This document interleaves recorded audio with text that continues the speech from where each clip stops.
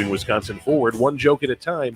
This is Kristen Bry with As Goes Wisconsin. Yada, yada, yada. Hello, Wisconsin! Hello, Wisconsin. Welcome back to As Goes Wisconsin on this sunny Tuesday, May 23rd. We are happy to be here, but this is also the second to last week that we will be airing at noon. We don't have many more lunch hours with you because as of June 5th, we are moving to our time slot to 10 to 12. So as of June 5th, we will be off and actually get a lunch break, Jane. Aren't you so excited to actually eat lunch at a normal hour? I really am. And just the opportunity to get home before like 5 o'clock. Yeah. Would be lovely. And take the bike out for a ride and go for a walk and all of those wonderful things.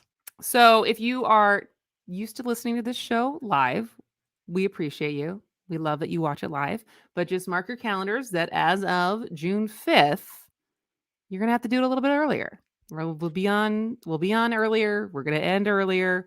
But you know, my hope for this is the fact that being able to pack that much into 2 hours every day, I feel like the quality of the show will go up. And so being able to have more time off air to prep for being on air. And so I am very much looking forward to both the time change and having a 2-hour show instead of a 3-hour show. But absolutely.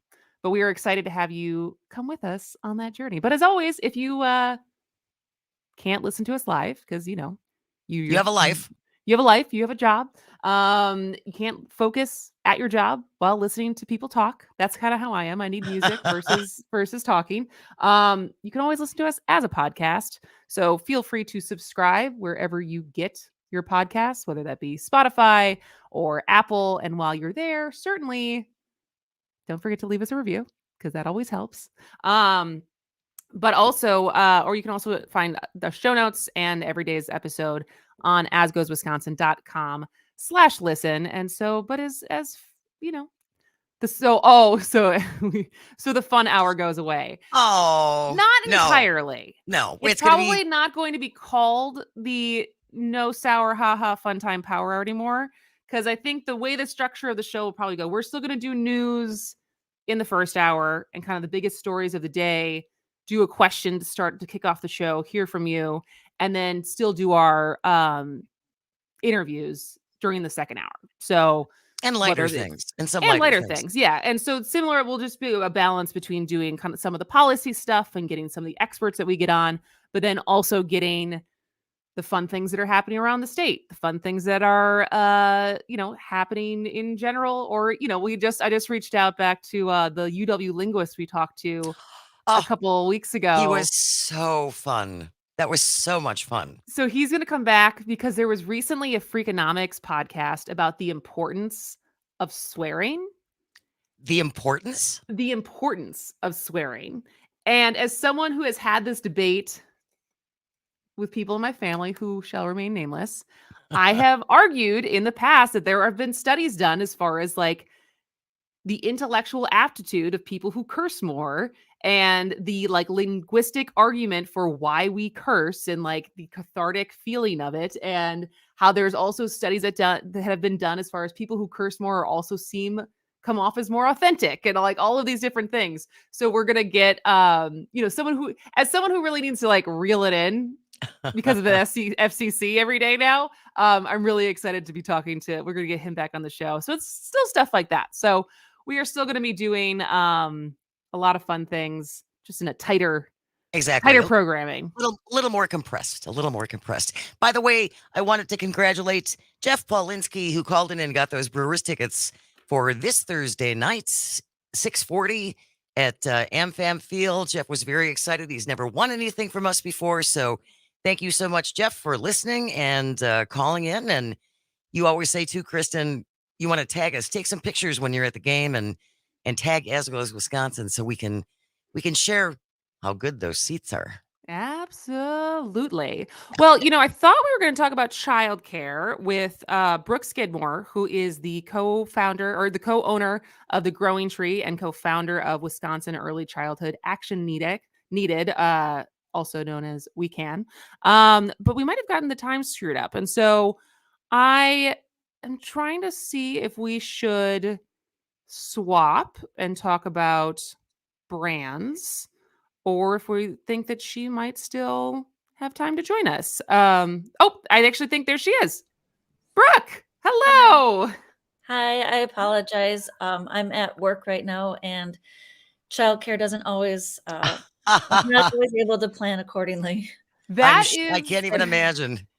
That's actually a great way to start the segment as far as, childcare is childcare. Childcare is infrastructure. Childcare is necessary. And the fact that it doesn't always, it's not a remote job that you could just jump on the radio all the time. So we're so happy to have you, Brooke. Thank you so much for taking time to join us. Thank you. Again, I apologize. No, totally fine. So as I said, Brooke Skidmore is the founder and co-owner of The Growing Tree and the co-founder of Wisconsin Early Childhood Action Needed, which is an advocacy group of providers, parents, and other supporters of stronger support for childcare. And we've certainly talked about childcare on this show a fair amount, but recently, earlier this month, there was a day without childcare. And I was assuming the purpose is to show what it would be like if there was even less access than there already is to childcare across the state. And so can you tell me, just to start off with, like how that day went and kind of the goal of it? Yes, the National Day Without Childcare, the goal of that is to bring awareness to the general public, not only to like our policymakers and parents, but for everyone to understand what the impact of childcare or what happens when there isn't childcare to our communities, and that's when parents are not able to work. So it's about raising awareness through that. And what we did in our area, with WECAN, which is Corrine Hendricks and myself, is we had a community conversation where we invited different representatives, policymakers to come in along with our families and have a discussion about what childcare means to them, the impact that it has for their families or their business when they don't have employees. And so it was a really good conversation. And I think it helps, again, bring that awareness that you don't necessarily have to have children for this to impact you. And I think that is one of the things people don't always realize is obviously people who have children know the pain of the cost of childcare, but also the actually having access. Like we've talked about the show before. I am currently pregnant and I need to get on it as far as getting on wait lists, because I have friends who've been on wait lists. Their kid's 7 months old and they're still on wait lists that they signed up for while she was pregnant, right? And so the actual waiting list and even getting access to care is a huge issue. So, but it goes beyond just people who are planning to have kids or have kids. It actually affects everyone. So could you talk a little bit more about how you all are trying to work to connect the dots so people understand that this is everybody's problem? Mm-hmm. Sure. It's important to know that brain development, 90% of brain development occurs before the age of 5. So with that said, that tells us that those early years are the foundation years. Those are what are going to indicate or set that child up on a trajectory, good or bad. So when we can provide children with a good start, we will most likely have a good outcome. And when that doesn't happen, it's much more costly to us as a society. So we know that when children experience quality early childcare, they are more likely to graduate from high school, to go to college. They are more likely to be healthier, which is significant for our health costs. So it saves us money. They have a higher tax-based income when we can give them that foundation years. And then we know when they don't receive that, the cost is 10 to 17 times higher, had we just been proactive and supported them in the early years. And the costs are increased health costs. It's our judicial system. It's our special education system. And it's paying higher for our state assistance programs as well. So all of that is not debatable. That's how it is. The research is clear, which is why most industrialized countries will support early childcare, because they see it as an investment in their communities. They know it will help their workforce, it will help their healthcare systems, and just morally, it helps people and their families. Absolutely. And when we come back from the break, I want to make sure that we talk about what the child care count program is, and also the survey that your organization put out as far as surveying 600 different child care facilities. And so, because we are basically at a breaking point, that if this doesn't get funded in our state budget, how many potential childcare? We're already at a shortage, but how many might close if we don't actually get this funded? It's a significant amount. We're talking from the ones that we surveyed, we're around like 20 to 25%. However, many of them said they most likely will have to close. It just won't be immediately. It'll probably be within that year, because what they would have to do is raise their tuition rates, and they are acknowledging that families won't be able to afford that. So that's why their closures may be not immediately, but it will happen. But it's inevitable. We're talking to Brooke Skidmore, who is the co-owner of The Growing Tree and co-founder of Wisconsin Early Childhood Action Needed, also known as WECAN, which is an advocacy group for providers, parents, and other supporters of childcare. So we're going to continue the conversation with her when we come back.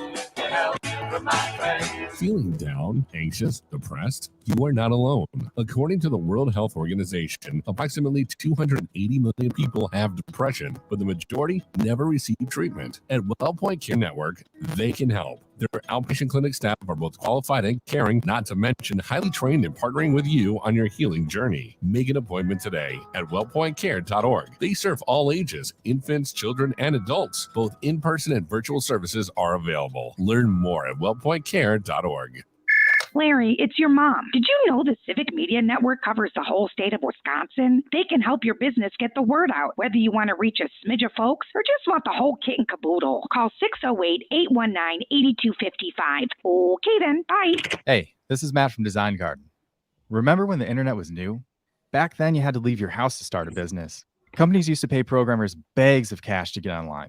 Now, small businesses can get online with a Facebook business page or Squarespace, or Google My Business or WordPress? But which tools should you use? Can you afford to go down the wrong path? Design Garden uses modern tools to build your website the right way. Find us online at design.garden. Again, that's design.garden.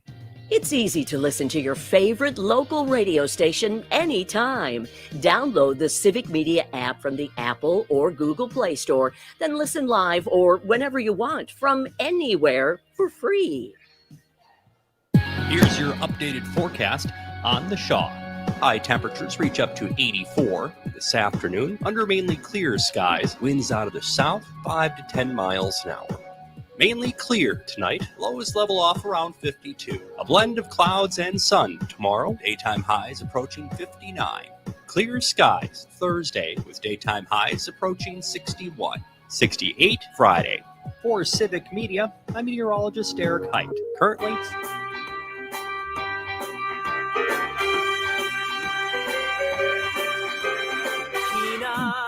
peanut butter and jelly. Peanut butter and jelly.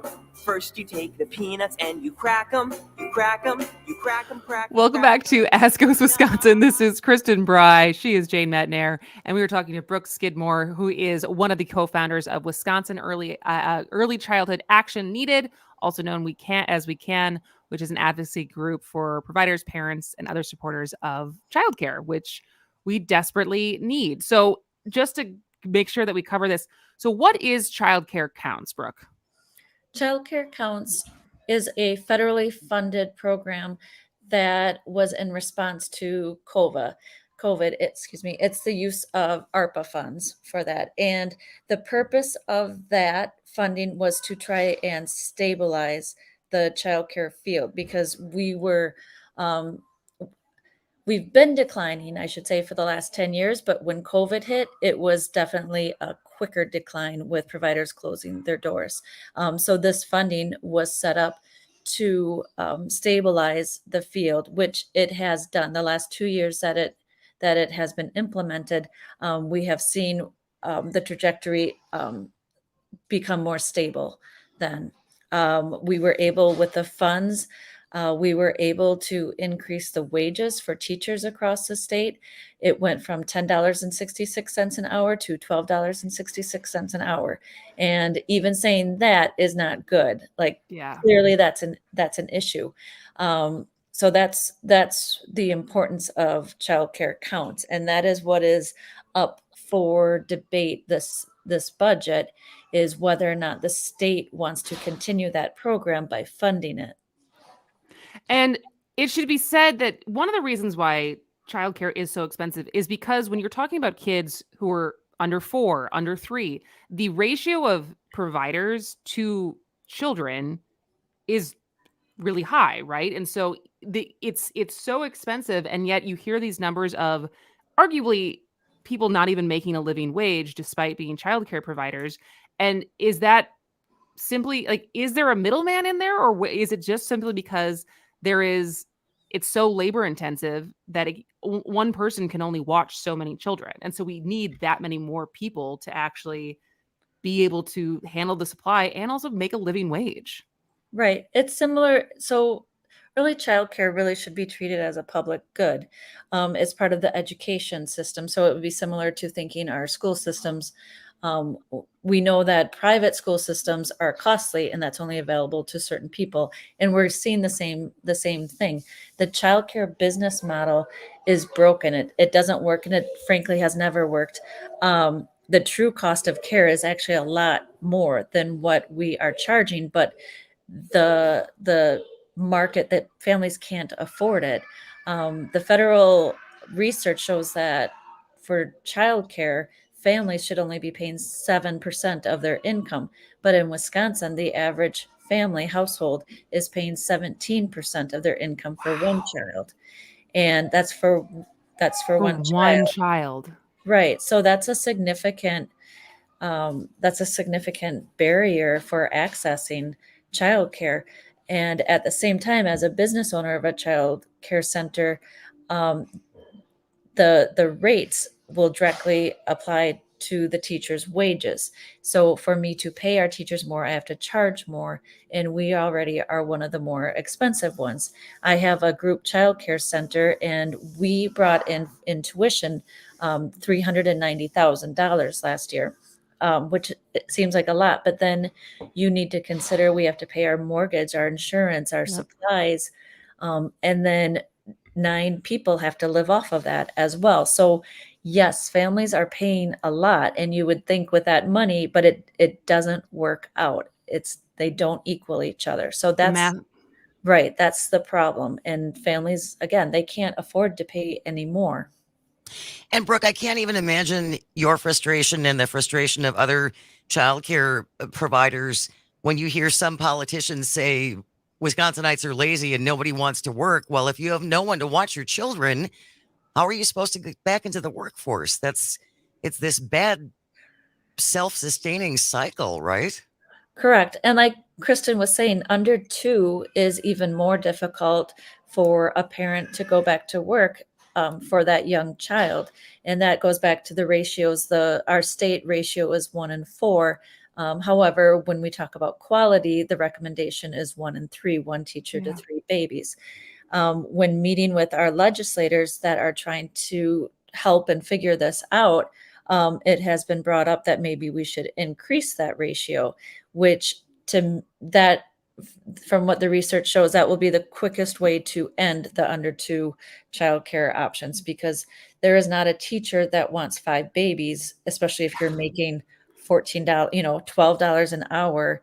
And furthermore, our families in Wisconsin should not accept that. That would be okay for us to put that on somebody and expect a safe, quality outcome for that child's care. And I think just to very clearly clarify the difference between babysitting and childcare, that this is not just paying someone to watch your kids while you're out. This childcare is curriculum, it's development, it's people who have actually trained professionals, right? Correct. Over 52% of us in Wisconsin have an associate's degree or higher, and we are required to do continuing education every year. And it is not babysitting. It is a high stress job, especially when you're doing it right. When you are, you have such a passion for these children. You want them to succeed. You want them to learn to be kind. You want them to learn how to self-regulate, that executive function type thing, so that when they do go to school, they can learn. They're ready to learn. They can sit, they can have positive relationships. And these are the things that we work on. And I think a lot of people equate it to babysitting or are dismissive of those early years, is probably because we haven't invested in those early years. So when our government doesn't show that it's critical, like the other education systems, this is what happens. And this is why it's a failing field. Well, Brooke, thank you so much for spending time with us today. This issue is so important. We'll certainly have you back as things develop, but thank you for your work and thank you for spending time. Thank you. I appreciate it. All right, we'll be back right after the break. This is As Goes Wisconsin. Thank you for spending time. Thank you. I appreciate it. All right, we'll be back right after the break. This is As Goes Wisconsin. Thank you for spending time. Thank you. Conversation that's not confined to the borders of the city of Waukesha. We cover all of southeastern Wisconsin, baby. The Shaw, WAUK. CBS News brief. Transportation Secretary Buttigieg says the upcoming Memorial Day weekend will be a key test for airlines. We're not going to prescribe every little detail of customer service, but we are trying to raise the bar on that. And I think that we can have affordable flights, profitable airlines, and happier passengers by doing that. There's an investigation after what happened last night at a White House security gate. A spokesperson for the Secret Service confirms this driver may have intentionally struck the security barriers. They worked the way they were supposed to work. CBS's Nancy Cordes says the 19-year-old driver is facing charges. Correspondent Jim Krasula says Surgeon General Vivek Murthy wants action to protect kids on social media. He says young people's use of social media is what he calls near universal, but its true impact is not fully understood. Murthy is also asking tech companies to share data and increase transparency with researchers and the general public. CBS News Brief, I'm Steve Kathan. The Civic Media Network of radio stations across Wisconsin. We are your hometown radio, refreshed.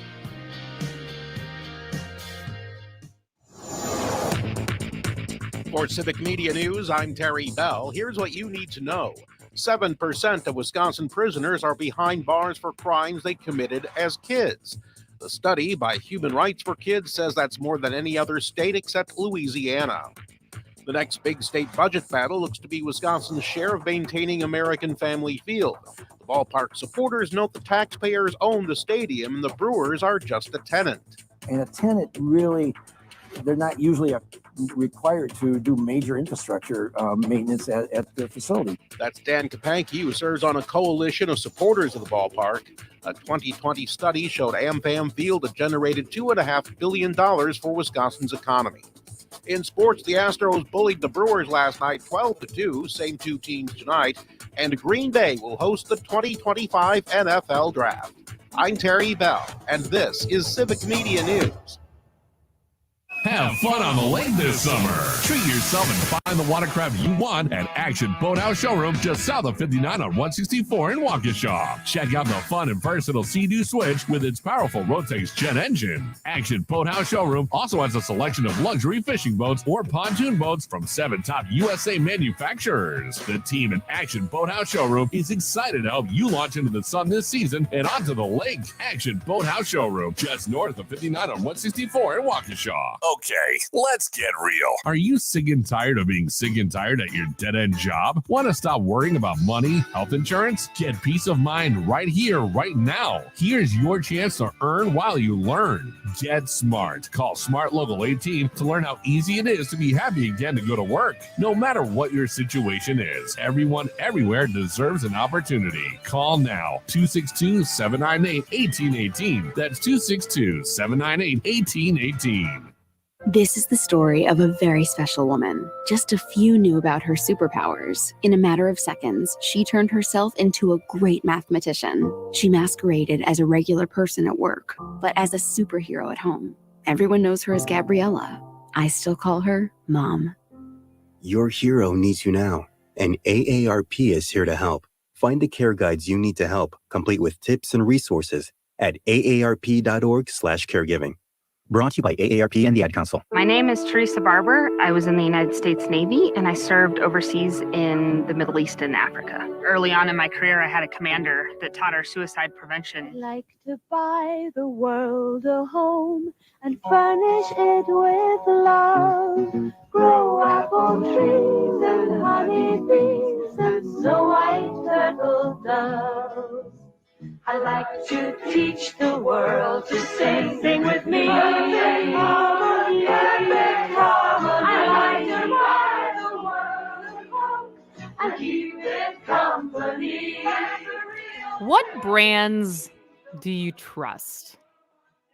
844-967-2789.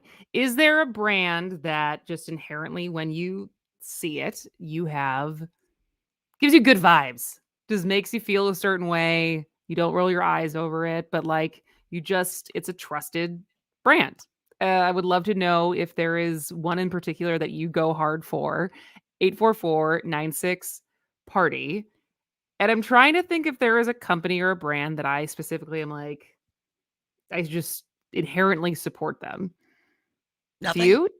Well, I'm sure there's one if I think harder, but do you have anything that you just feel like this is a good company? When we were kicking this around to talk about this today, and I was thinking about it, and it probably is Subaru because I'm driving my 4th one.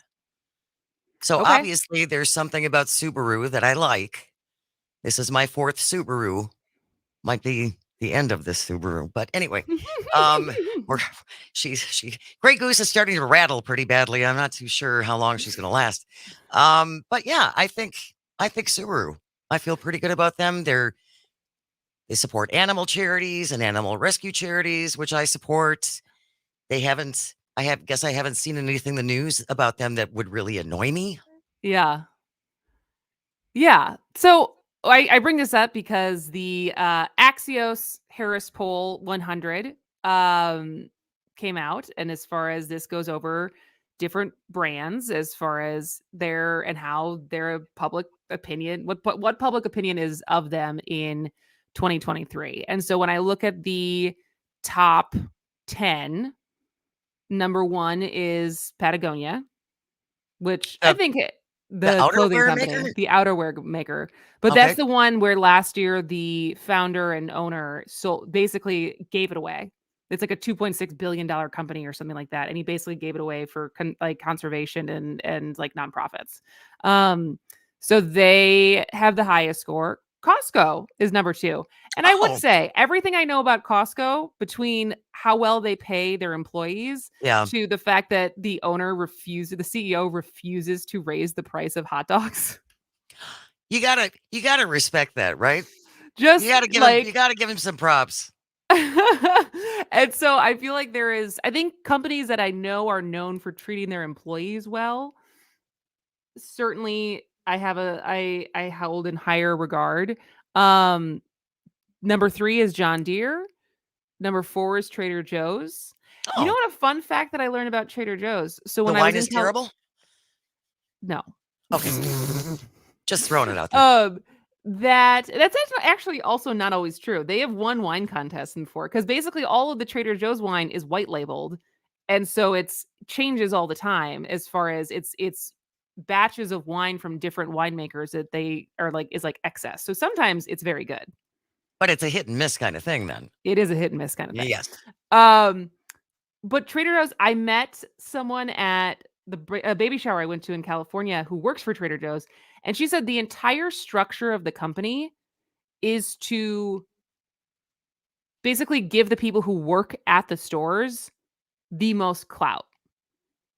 Of like it's a reverse structure of because she works at a store, but she was talking about, probably one of the more desirable jobs at Trader Joe's because that's another company. I mean, they white label. It's not just their wine, right? Like products, most of the fan favorites there. It's not like Trader Joe's is making that food. They're white labeling that food Sure. that a different food company is making Is and just processing, putting yeah. their. And so there's people who are like the tasters, and they get to travel all over the world and try the chocolates and try the snack of the peanut butter pretzels new rendition and all of these different things. But it's like a reverse incentive structure as far as like everything is structured at that company to make the people who are actually in the stores the happiest. Which I feel like is the exact opposite of how Kroger works. Well, and the exact opposite of how many, many, many companies work. And what I find really interesting about that is that, and yet Trader Joe's is successful, and yet they make money, and yet they are profitable. So Mhm. you can actually treat your employees decently and still make some bank. Well, and that's always the argument of Costco versus Walmart, right? Because on its face, I mean, one's a membership model, but largely they're similar. They like the same kind of stuff, the same kind of warehouse shopping, and one can actually pay a living wage and does pay a living wage and treats their employees well and is still very profitable. Yeah. And one does not. Walmart employees have to be on food stamps, for heaven's sakes, and the Waltons are worth billions of dollars. It's I know. obscene. It's But obscene. it's obscene. And so we're asking you, what brands do you inherently trust or have good vibes over? 844-967-2789. That's 844-96-PARTY. You can call us. You can text us. You can also leave a comment on the live stream if you're watching us on Facebook, YouTube, or Twitter. Josh Egan says, another vote for Subaru. We have owned 3. Yay, Subies. So interestingly enough, who would you imagine, which brands would you imagine would have fallen in the last year? Oh boy. Let's see. Well, that would be Budweiser. That may be too recent to be Too soon? reflected in this Okay. in this. Can you give me a hint? What area are we talking about? We're talking about one of which they've just had a reputation fall in general. One of which is a car company that has a pretty notorious owner. Oh, it's a Tesla. Yeah. So FTX and Tesla. FTX shouldn't surprise anyone considering that's the the crypto. CEO founder of that is probably going to jail. Is a thief. Okay. But, two companies that were once seen as shining examples of innovation and opportunity took the biggest reputational hits this year. And so basically, between the crypto collapse and Musk really opening really his opened mouth. himself up as much And yet he does not care. does not care. Does not care. But Twitter ranked 97th among the 100 brands of the survey respondents identified as most visible in the country today. Its reputational quotient, or RQ score, a measure across 7 dimensions touching on character, trust, trajectory, was 59 out of possible 100. But Tesla saw one of the biggest reputation drops of the past year. It went from 11th to 62nd. Youch. Yeah. Keep talking, Elon. And- I'm sure the board of Tesla is just delighted. And then similarly, social media companies overall have fallen from grace since 2018's Facebook Cambridge Analytica scandal. TikTok and Facebook parent Meta saw reputational losses. They now rank 94th and 96th. Wow. Which is low. I mean, I'm sure TikTok, it's not like TikTok's got a ton of good press as far as the fact that our Congress wants to ban it. But yeah, outdoor clothing retailer Patagonia took the #1 overall spot across 7 dimensions, earning an RQ of 83. And then the other one's Costco, Chick-fil-A, which kind of surprises me because I feel like Chick-fil-A is very divisive. I would agree with you. Like there are people who love it and swear by it, and then others who may not necessarily like the political stance of the owners of Chick-fil-A. Well, and that's one of the things that not that I'm a huge fast food fan. Like, I'm not someone who just craves fast food very often, every once in a while, certainly during the pregnancy. But I'm so grateful that, because we didn't in Wisconsin, there's Chick-fil-A's here now, but growing up there wasn't. Oh, no. And so I've never had Chick-fil-A. And so it becomes a lot easier to never want to go to Chick-fil-A, especially because I know what their politics are and how homophobic they are, when I've never had it. So there is no conflict, really. And in my personal opinion, and you can disagree with me if you want, at 844-967-2789, that's 844-96-PARTY, it's a chicken sandwich with pickles. I don't understand the adoration for this chicken sandwich. I don't. I've had 2. It was, my life is the same. Disappointingly. The same. Pretty much. And I think there are better chicken sandwiches with pickles. Where do you get your chicken sandwiches from? Even McDonald's crispy chicken sandwich is pretty good. Is better? Yeah. Oh, all right. So I'm a chicken sandwich snob. That's fine. You're also a cookie snob, so. Yes, that's true. I feel like I need to bring in Fig Newtons for you just be like, give it another try. No. You're not even going to try it? No, but Fig Newtons are bad cookies. It's a cookie punishment. But I feel like it's not actually, is it really identified as does it identify as a cookie? What else would you call it? A treat? No, it's a punishment. No, there's nothing rewarding about a Fig Newton. Unless it's a different flavor than fig. Because didn't they used to make ones with strawberries in them and strawberry in them or something? Probably. That to me is more acceptable than fig. Anyway. Anyways. Like detour here. UPS is high up in the list. Oh. Which is interesting. But guess which company finished in last place overall for the second year in a row? Wow, second year. Is it the Trump organization? Yes! Is it? Yes! Yay! Oh! The Trump organization finished in last place overall for the second year in a row with an RQ of 52.9, even lower than the year before. Wow, that is really something. Who would have imagined that the company that saw the airline fail and the stakes fail and the university fail and their charity had to be disbanded because they were stealing money from the charity, and yet people do not hold the Trump organization in high regard? I'm just stunned. I know.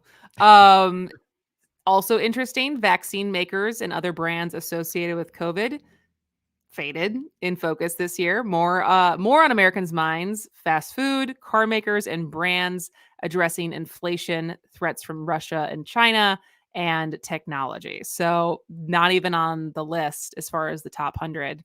So not even ranking as far as going up or down. For the vaccine makers. Yeah. Well, and if any of them are listening, by the way, I'm still waiting to become magnetic. I'm really, really disappointed in that. Really disappointed that you don't have that superpower yet? Yes, I'm waiting. But interesting, strong commitments to a particular issue or viewpoint burnished some companies' credentials. Top-ranked Patagonia has long put its commitment to conservation at the forefront of its business objectives. The company took its commitment to another level last year by transferring its ownership to two nonprofits structured to put all of the company's profits into conservation. And so basically something to watch. Partisan politics shaped this year's rankings. So did companies' ability to navigate scandal. So did number 77 is the Disney drama, and Heartland surge and rise in value shopping. So just thought that was pretty interesting. So if you have thoughts on what brands you trust, what brands you like, let us know. 844-967-2789. When we come back, more Brewers tickets to give away. We have the other pair. So if you are interested in going to the Brewers game at 6:40 p.m. on Thursday against the San Francisco Giants, give us a call, 844-967-2789, and we'll be right back. I like to teach the world to sing with me. Perfect harmony, perfect harmony. I like to buy the world and keep it company. That's the real I like to teach the world to sing with me. And I like to buy the world a coat and keep it company. It's the real thing. What the world wants today is the real thing.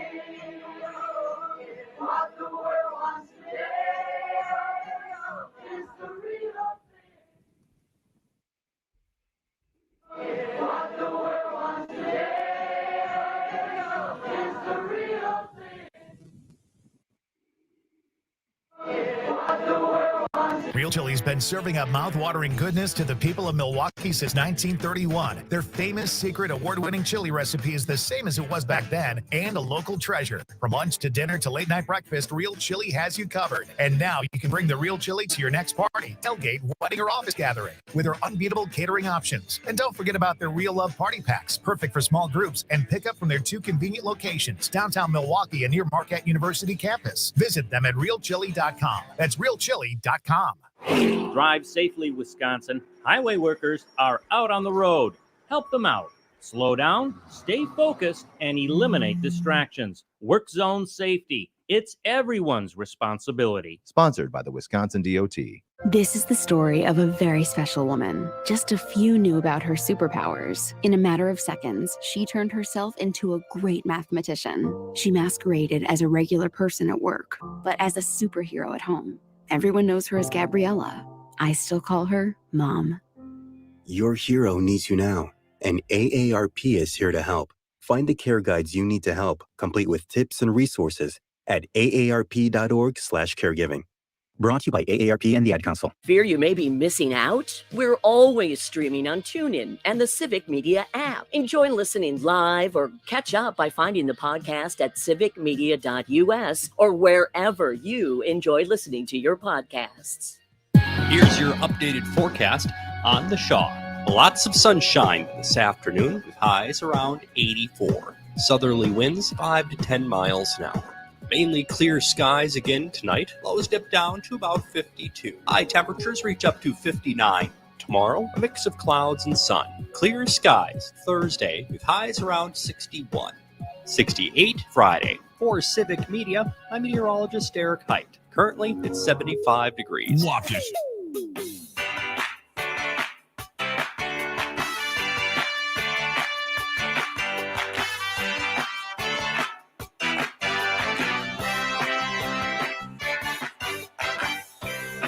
Welcome back to As Goes Wisconsin. I am Kristen Bry. She is Jane Matnair, and we have Ben on the phone to weigh in on what his most trusted brand is. How you doing, Ben? Hi, Kristen. Hi, Jane. How are you guys doing today? We're doing great. How are you doing? Oh, pretty good. Enjoying the summer, But the one brand, I got actually three brands I really like. Wigwam socks out of Sheboygan. Ooh. They're great. They're great socks. I've been buying them for years. They last, a lot longer than most socks like you buy in the store. Price is a little higher though, but they're worth it because something that fits and comfortable. That's big, especially for me. I got really big feet, so hard to find that. Yeah. Red Wing shoes. I have to wear steel toes, so comfortable shoes is a big thing for me. I got wide feet too, so bit of a pain. But the last, Yeah, so there's a lot of feet things going on. It is a pain for me. I wear like a 14 triple E foot, so I have to get mine custom foot made. I can't go in a department store to look them. I got really wide feet. Oh man, 14 and wide. Yeah. So my last one is they're called PACT, PACT. It's online. I think it's like a hemp-based cotton for like t-shirts and undergarments and all that. And I like them. They, price is a little high though, but it's well worth it. They're comfortable. They're not using, regular cotton. So, that's the environmental friendly one I use. Yeah. I think I've heard of PACT before. Yeah. For a while I've been buying them. So they last long. So, you got to look at, like with my shoes and all, especially with my shoes, people are buying steel toes constantly from the retailers for, $160 a pop, and I'm buying mine at $200 something, but mine can last a couple of years before I have to buy a new one.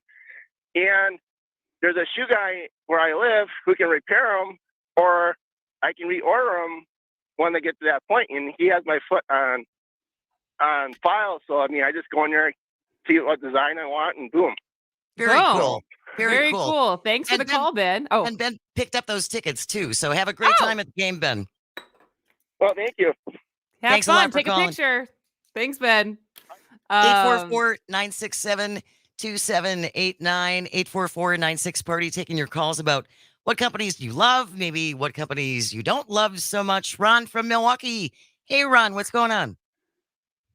Hey, so this is a whole category of companies I would never do business with, and that's American companies who buy fish from foreign companies, mostly based in Asia, who can script immigrants who need a buck, and they lure them onto these big fishing trawlers that go out for 2 or 3 months, and they end up not making any money because they charge them room and board on the trawlers, and some of them get sick, and some of them never see their families again, or the ship never comes into port because it offloads to another ship. It's slave labor. And there are American companies that buy that stuff. Of course, it's really hard to make the connection. And the other one is American companies who use child labor. Yeah, that's just been on the news recently. Kids in slaughterhouses, on the slaughterhouse floor, working with sharp machinery and crazy stuff like that. And we can identify those. And why should anybody be doing business buying their meat? It just boggles the mind. I completely agree. Yeah, I really agree with appreciate both you of calling, those as far as employment issues and being aware as far as, and it's hard to be aware sometimes of all that stuff. I actually found a creator on TikTok who basically will take a picture of a food aisle at a grocery store, and using his little like magic markers will fill in how many are made by the same company and how many of those companies have the private equity firms that own them, being BlackRock or Vanguard or some of these big monster companies. And like the one I watched last night was the cereal companies. And like, you think you have choice, but basically everything is Kellogg and General Mills, and those are all have investors and the private equity that owns them. And just like knowing, it's hard to kind of do the research to always understand where your food's coming from, what the companies are doing, what their labor practices are. And, sometimes once you find that out though, like Ron said, like, you're like, I can't support this anymore, especially with child labor. Certainly. But again, and when we've talked about boycotting companies and companies where you won't shop, that requires a certain amount of financial security to be able to do that. Certainly. To pick and choose like that. Certainly. And it's, it even takes just being having the wherewithal to be aware of those things, right? Yeah. And getting educated about it. Sure. Absolutely. And so, but super interesting as far as we've talked about this before as far, like whether it's politics, whether it's their practices, whether it's just their marketing and how the causes that they get behind. But it is interesting what you said about Bud Light. I saw a friend who works for Pabst and he's a sales guy for Pabst. And I saw him at a birthday party recently and I was like, oh, like, how's it going? And he was really busy. Really busy. Really busy. And I asked some of my friends who work at Miller, who, I mean, they're at like, the sales teams are like over 11% for like the year because all of the fallout from Bud Light and how much sales have gone up for the other light beers. And it's like, I thought it would blow over by now, but it's still like, you're not kidding when you said at the beginning of the last segment, as far as what's dropped the most. I would imagine by this time next year, there's a lot of people who are really taking this to heart and it's like a political statement now as far as what beer you drink. And apparently the latest target now is Target. But Target's been progressive. Yeah, but now they're all mad about Target. I haven't heard. You'll have to tell me more about that later. But Lauren Boebert is, yeah. So that tells you. That tells you enough. Stop right there, Jane. Okay, stop right there. I said it all. All right. When we come back, we're going to talk to Dr. John Lucy, who is churning way into plastic. I'm so excited. Me too. All right. Stick around. This is As Goes Wisconsin. Team sitting in the stands.